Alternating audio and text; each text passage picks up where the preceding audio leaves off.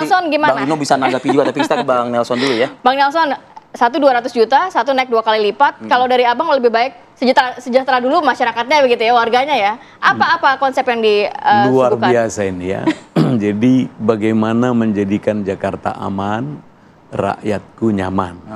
Kita memang akan menjadikan Jakarta itu kita wujudkan pusat perekonomian yang secara nasional, global, mandiri, beradab. Dan tentunya merdeka ya. Perlu biaya. Tetapi jangan lupa, kita punya regulasi. 2022 Pergub yang terakhir juga masih menetapkan RT 2 juta per bulan, RW 2.500.000. Bandung 5 juta, Bekasi kalau nggak salah, per tahun. Terus kalau Bandung mungkin 600.000 per bulan. Satu varian angka untuk sebuah budgeting. Budgeting itu kalau kita lihat ya banyak sekali orang ditangkap. Dari mana dasarnya? 2 ekuivalen, 1 oleh birokrat, dia nyatakan 2.500.000 RW ya, untuk tugas pokok fungsinya. Satu lagi 2.500.000. Andai kata kita menaikkan, ada satu lagi pengawas keuangan. Itulah parlemen, DPRD. Kita tanya yang wajar itu bagaimana? Apa stok duit yang ada? Yang kedua tentunya bagaimana budget tadi, penggunaannya. Jakarta sudah 450 tahun ini merdeka. Bagaimana kondisinya? Kita ambil evaluasi. Sudah cukupkah? Kan di sana RT ya paling ada 3 sama staf-stafnya. Layakkah ini? Dan jangan lupa dari sebuah negara atau menteri keuangan tidak lebih dari 10%. Ini yang masuk akal. Kalau lebih dari situ mau dikemanain itu yang memberikan budget-budget tadi. Dan orang pun akan, katakan warga tadi hanya melihat budget, uang. Dari sana kita lihat bagaimana pertumbuhan ekonomi, bagaimana membuat rakyat. Sama dia. Nggak dipikirkan sama dia begitu. Nah itu dia, berarti yang dipikirkan budget. Apakah datang dari langit malaikat memberikan? Loh bukan. Oh bukan dia, bukan RK. Bukan. Jadi ada sebuah postur keuangan yang layak lah. Berapa pemasukan, berapa pengeluaran. Ini kalau APBN dulu rapi sekali. Kalau ada dadakan ini, what the next? Ada apa untuk itu? Ini yang harus kita perhatikan. Jadi kalau Undang-Undang Dasar 45 memerintahkan welfare, kenyamanan, kesejahteraan itu milik kemerdekaan rakyat. Kenyamanan, kesejahteraan itu haruskah dengan nominal? Tidak, belum tentu. Tidak ada rakyat itu kalau tidak terpaksa tangannya ke bawah. Kemandirian. Oke. Baik, nanti kita akan coba dengar juga komentar ya daripada masing-masing tim dari paslon ini. Termasuk juga apa tanggapan Mas Agus mendengar analisa atau mungkin paparan yang disampaikan oleh para tim-tim dari paslon ini ya Mas Agus. Usai jeda kami akan kembali untuk Anda. Baik, kembali lagi di Kabar Indonesia Pagi. Kita langsung mau ke Mas Agus. Mas Agus, kalau mendengarkan janji-janji dari para masing-masing tim paslon ini, kira-kira apakah memang ini patut untuk dijadikan prioritas? Dengan angka yang sebesar itu, mungkin nggak sih dilakukan?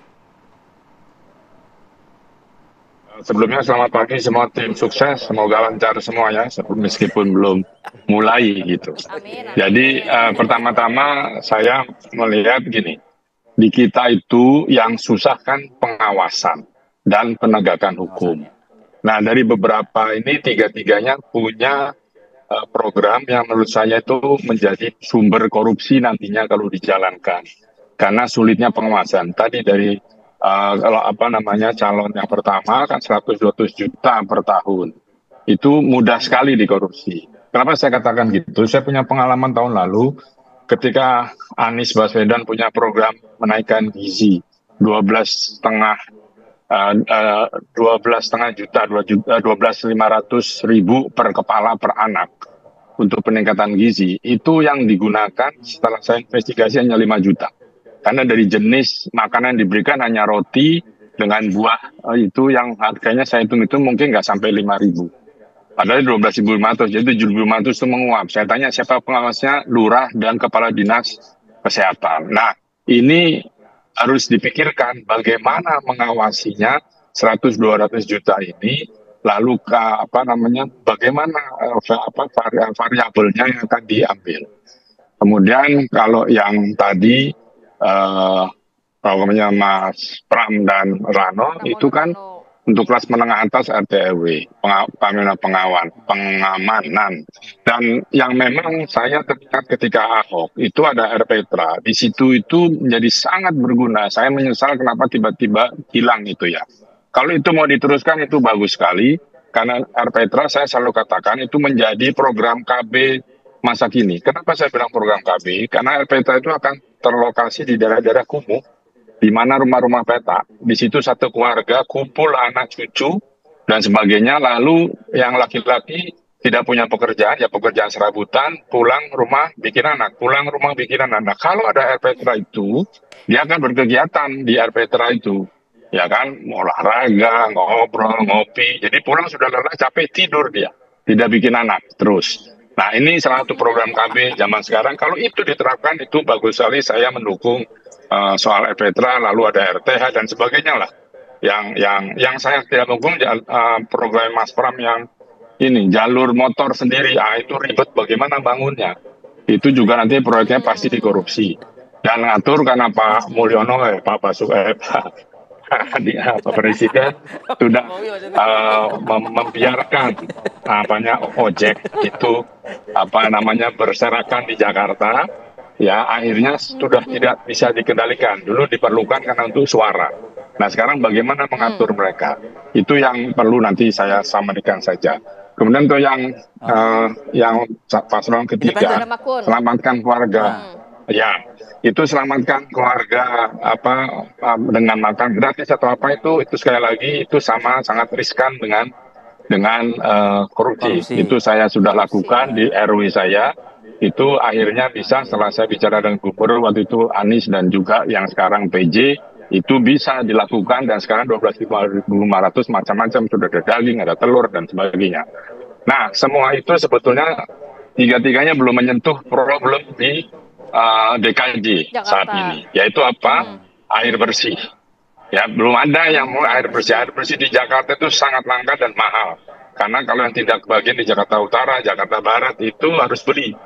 Yang harganya jauh lebih mahal dari harga dari PDAM. Dan itu sudah 19 tahun kalau saya tidak salah tarif air di Jakarta tidak naik sehingga tidak ada perkembangan.